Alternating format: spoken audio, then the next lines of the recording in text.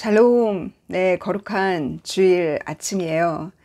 이번 주에 저 자신도 그랬고 제 남동생도 그렇고 승리한 이후에 또다시 또 다른 시험과 또 다른 사단의 공격이 있을 때, 어떤 실패를 맛볼 때 승리한 이후에 엘리야가 거짓 선지자를 850명이나 살육을 하고 승리한 이후에 지자벨이 자기를 죽이려고 하는 그 얘기를 듣고서 좌절하고 하나님께 차라리 내 목숨을 가져가라고, 나는 충분히 할 거 다 했다고, 나는 과거의 선지자보다도 못하니 아무것도 아닌 나를 하나님께서 데려가시라고 그렇게 죽음을 구했을 때, 하나님께서 얼마나 온유하신 정말 온유하신 하나님께서 속삭이듯이 엘리야에게 40일에 걸쳐서 밤낮 주야로 걸어서 북이스라엘에서 호렙산까지, 호렙산이면 모세가 십계명을 받았던 시나이 산의 산의 반대편에 있는 산이거든요. 이 두 개의 산이 이렇게 마주보고 있어요. 호렙산과 하나님의 말씀을 십계명을 받은 그 두 개의 거기까지 40일이 걸려서 호렙산까지 갔을 때 하나님이 속삭이셨잖아요. 속삭이시면서 도리어 엘리야를 위로하시면서 엘리야에게 사명을 주시고 북이스라엘과 시리아에 새로운 왕을 세우라는, 기름을 부어 왕을 세우라는 사명을 주시고 엘리야에게 선물을 주셨어요. 그 선물이 엘리야를 도울 엘리사를 보내주셨잖아요.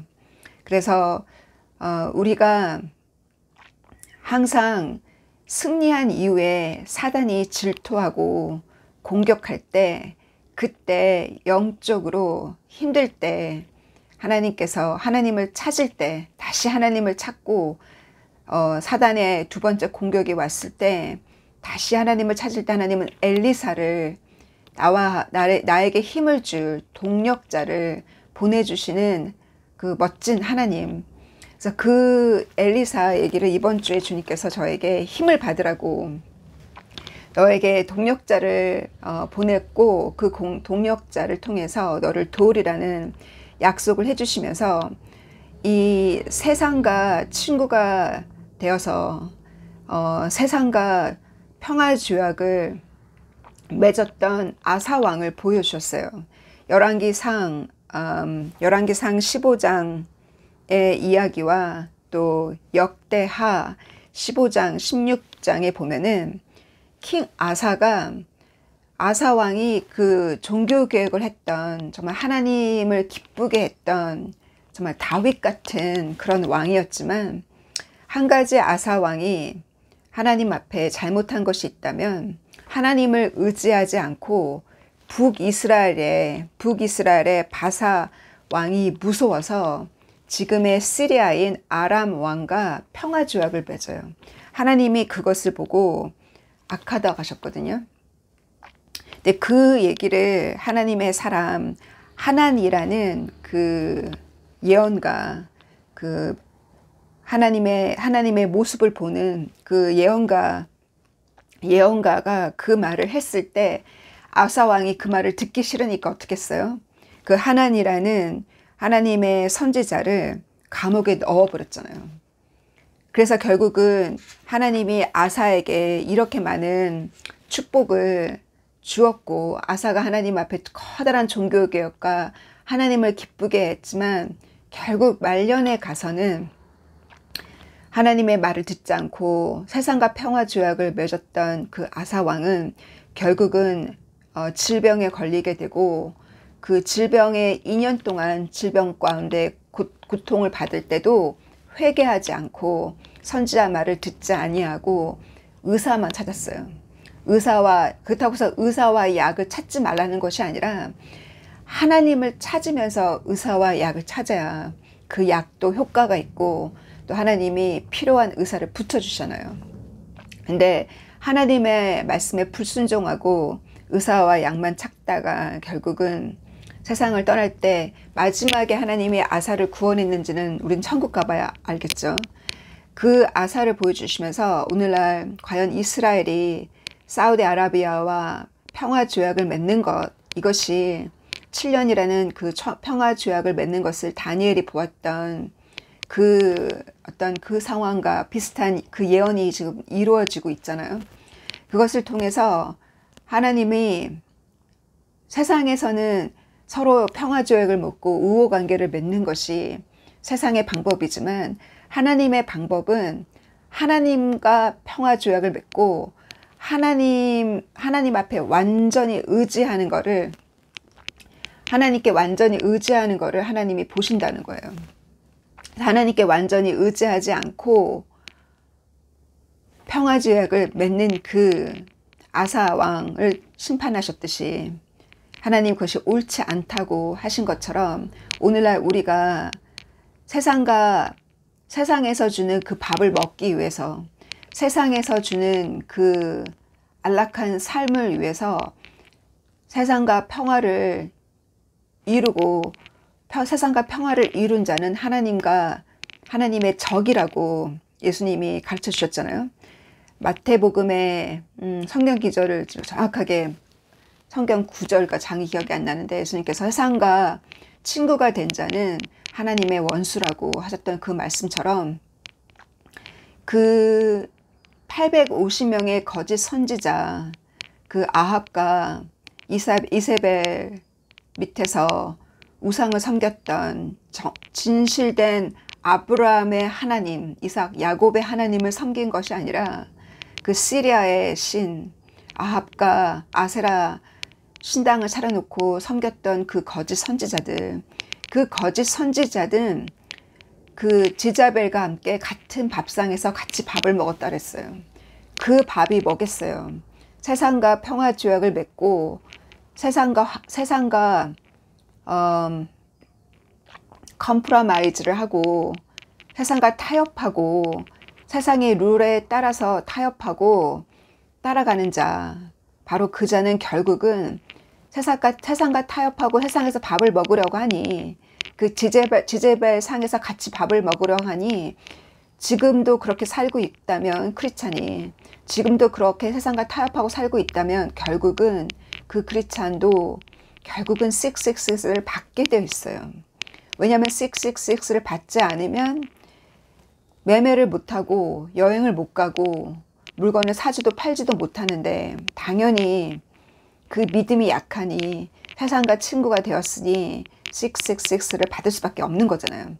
그래서 우리가 세상과 타협한다는 거, 저 자신도 주님, 제가 세상과 타협한 것이 있으면 보여달라고, 제가 주님 앞에 절대적으로 의지하지 않고 이 아사 왕이 그 시리아의 왕의 의지인 것처럼 이스라엘 왕이 사우디의 도움을 요청하고 이란이라는 대적 앞에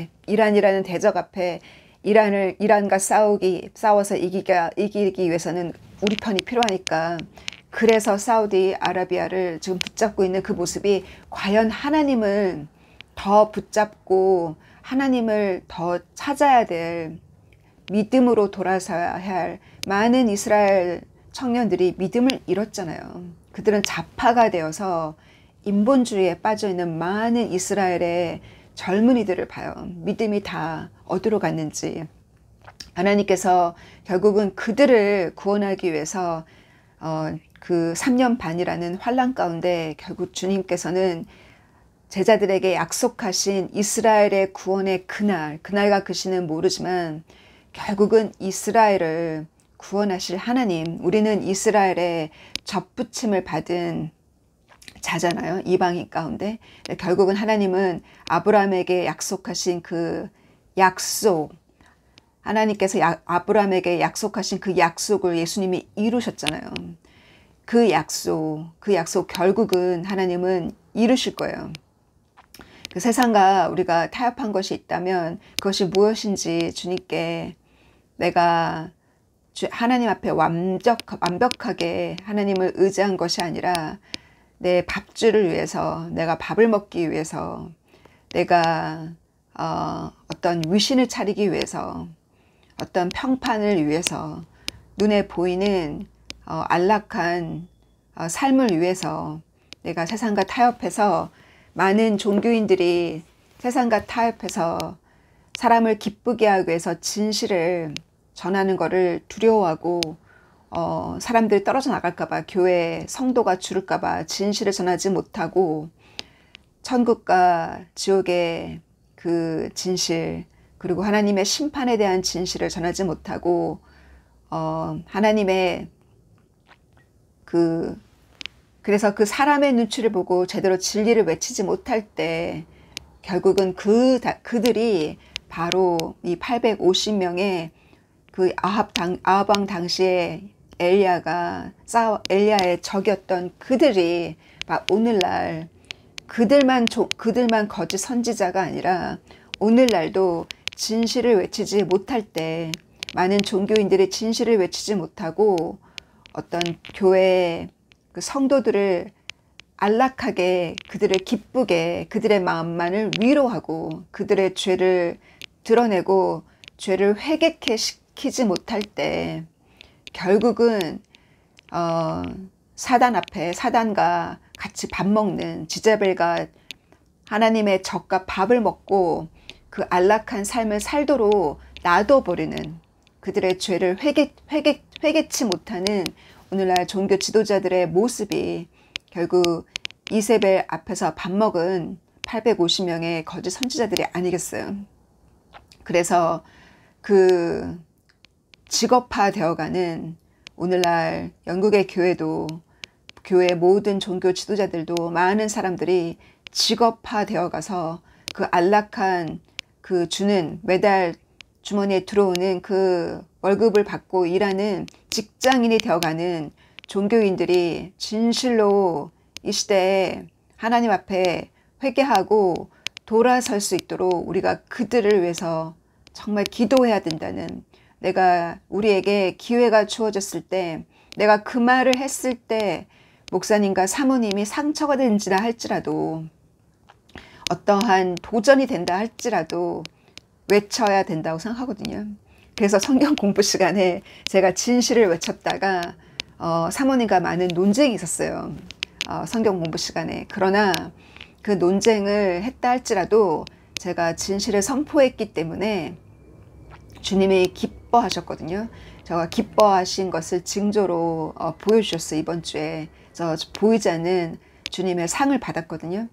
그 작은 성경 공부 그룹 안에서 그 진실을 외쳐도 주님이 이렇게 기뻐하시는데, 정말 그 목사님이 단상에서 그 300명 앞에서, 100명 앞에서 그 단상에서 진실을 외칠 때 하나님이 얼마나 속이 시원하고 주님이 얼마나 기뻐하실까, 저는 그 생각을 많이 해보거든요. 그래서 우리가 비록 내가 진실을 여러분이 외칠 때 듣는 사람이 한 명밖에 없다 할지라도 주님은 기뻐하신다는 거예요. 주님은 기뻐하시고 그 사람의 숫자가 중요한 것이 아니라 한 사람한테 그 진실을 외치는 여러분이 되시길 바라요. 그래서 그 아사왕도 진실을 외치는 그 하나니라는 선지자를 감옥에 넣었고, 아합 왕도 자기에게 진실을 외치는 자를 감옥에 넣었어요.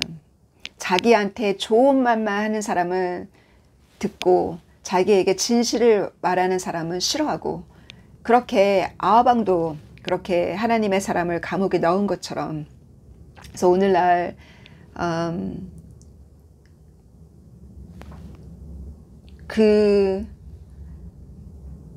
나에게 나의 죄를 드러내고 나에게 따끔한 말을 하는 사람, 그래서 그 사람이 옆에 없는 사람이 도리어 불행한 사람이에요.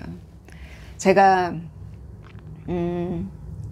저에게 있었던 이 일을 통해서 느끼는 건, 도움이 필요할 때는 막 사탕발림처럼 막 와서 도와달라고 얘기하다가 문제가 다 해결되고 나면은 자기가 잔치를 할 때 자기에게 도움을 준 자는 초대하지도 않고 도움을 준 자에게 그 감사를 표현하지 않는 것을 제가 체험하면서, 내가 이 땅에서 상을 받으면 주님께 받을 상이 없잖아요. 그러니까 너무 감사하죠. 주님께 받을 상이 더 크니까. 근데 그걸 통해서 오늘날 많은 사람들이 정말 주님한테 그렇게 은혜와 사랑, 자비를 받아놓고서 막상 그 문제가 풀린 다음에는 세상 사람들과 잔치하더라는 거예요. 막상 그 문제가 풀리면 세상 가족들과 잔치를 하더라는 거예요. 주님의 그 허름하게 오신 주님을 그 자리에 초대하지 않고 주님을 창피하라 하고, 주님의 이름을 부르는 것을 창피하다고 생각하고, 세상 사람들 앞에서 주님의 이름을 부르는 것을 창피하다고 생각하고 주님을 초대하지 않고 세상 사람들과 잔치를 하더라는 거예요. 사업이 잘 되어도 세상 사람들과 잔치를 하고, 아들이 딸이 좋은 대학이나 좋은 곳에 취업을 해도 그렇게 해준 하나님께 영광을 돌리지 못하고 세상 사람들과 잔치를 하더라는 거예요. 그들한테 고맙다 하고 그들한테 선물 보내고 그들과 같이 밥을 먹고 잔치를 하더라는 거예요. 주님께서 그런 모습을 보여주시면서 내가 주님의 마음이 그러했다라고 저에게 가르쳐 주셨거든요.